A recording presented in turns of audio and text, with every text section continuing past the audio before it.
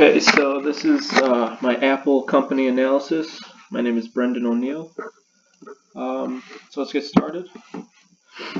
So just a little bit about the company. So obviously, as was heard in all the previous, I think 10 presentations, Steve Jobs and Steve Wozniak founded Apple. This was in April of 1976. Here's a picture of the company logo right here. It's actually a picture of Isaac Newton sitting underneath an apple tree. And actually, kind of funny story. It wasn't Jobs or Wozniak who designed this logo. It was actually a third member. I can't remember the name at the moment, but he actually ended up selling his stake, his 10% stake, for I think like $800. And today it would be worth, I think it was like 72 billion. It was some outrageous number. So that was just kind of a funny story that kept popping up. But the first Apple computer, the Apple I, sold for $666.66. This was also, I think it was in 1977.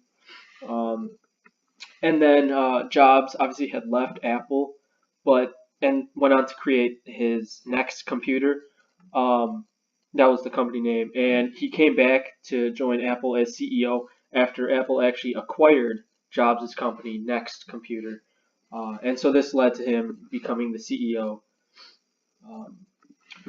It's on to company strategy. Obviously, as was heard and as well as taught to us, Apple has a heavy reliance on the iPhone. I think this year it's approximately 63% of their sales are reliant on the iPhone. One of the things, however, is that there are declining China sales for the iPhone, which is important because Apple heavily relies on not only global sales but also China sales. They've gone down from about 72 million to I think it was 50 million, and now this year they're estimated will be about 40 million. And the reason because is that one actually a lot of the trade agreements that are potentially being put in place by our current government, as well as a lot of more inexpensive yet reliable phones are being created in China. And this kind of goes to the point that Apple, they mark up their phones. The iPhone X, for example, is gonna be a cent under a grand, whereas in China they can easily create phones that, like I said, they work and they're going to be a fraction of the cost. And Apple's starting to see consumers be saying, this price point is too much for us, and they'll willingly go to competitor products as long as it works. And this kind of speaks to this next point, is that part of Apple's strategy is that they perfect competitor products and simply raise the prices to make up for to try and boost their sales. For example, the Apple Watch, which everybody wants. It's a great Apple product, but there have been smart watches that have been on the market way before the Apple Watch, and all they did was simply, like I said, perfect it, slap a half-bitten logo on there, and put it on for $500. And because of this, it's kind of clear why the iPhone is the main seller for Apple, because obviously phones will be able to sell simply because technology it's an extension of us now, and that trend is continuing. It's not going to stop. However, things like the Apple Watch or Apple TV, or even the Macs, the newest Mac, I think is going for $2,400. Nobody wants to buy a laptop for that much. And same with your other products. If it's not a phone, consumers aren't seeing the need to buy such expensive products when there are much more inexpensive options. So this is definitely a problem that Apple is going to have to address in the future. And then looking at their audiences, I found this from Business Insider. They target three main audiences. One is the music lovers, which they really targeted hard with the iPad, the iPods. You know, they had the Shuffle to the Touch to the Nano. You got your tech savvy and tech lovers. This will be the crowd that buys, you know, the especially the Apple Watch, the Apple TV, things of that nature. As well as the third market would be the Apple product lovers. Those are the people who are already waiting in line for the next iPhone. You know, the people who once Apple announces they're releasing a new product, they're going to go and buy it no matter what. The problem with these three audiences is that they're doing nothing to truly bring in a new audience. Um, Myself, I do have an iPhone, but I've been using it for 3 years now. I'm definitely on the side of I'll choose an inexpensive yet reliable option. I have a smartwatch that I bought for $70 and I've been using it for the past year.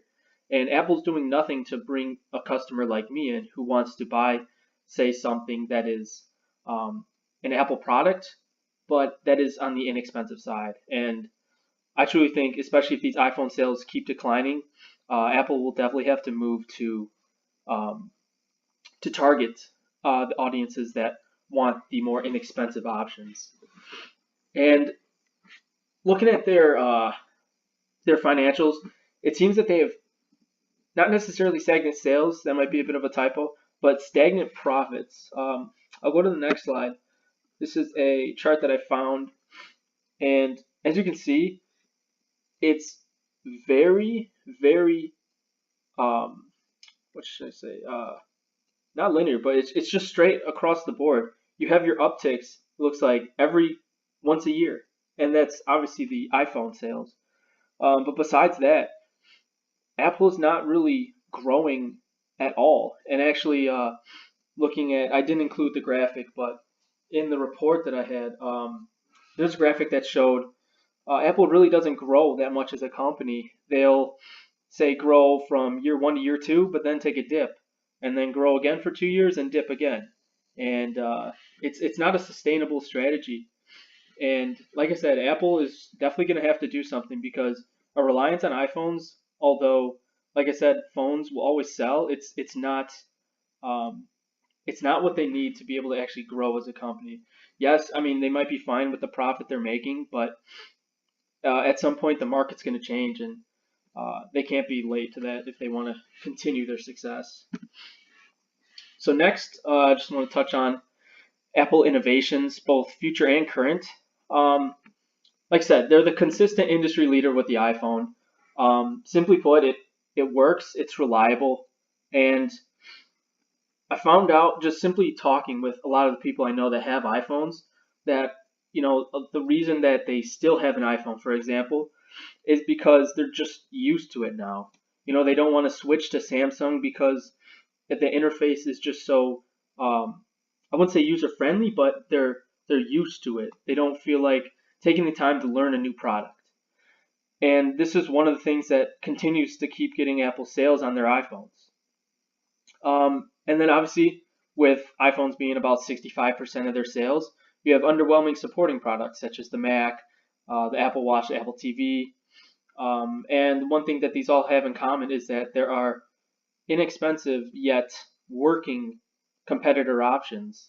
Um, like I said, the Mac, I don't follow Mac laptops much, but when I was doing my research for this, they have one that's out there that's close to $3,000, and I know it's a upper end luxurious laptop, but um, I feel like very few people are spending $3,000 simply for a laptop.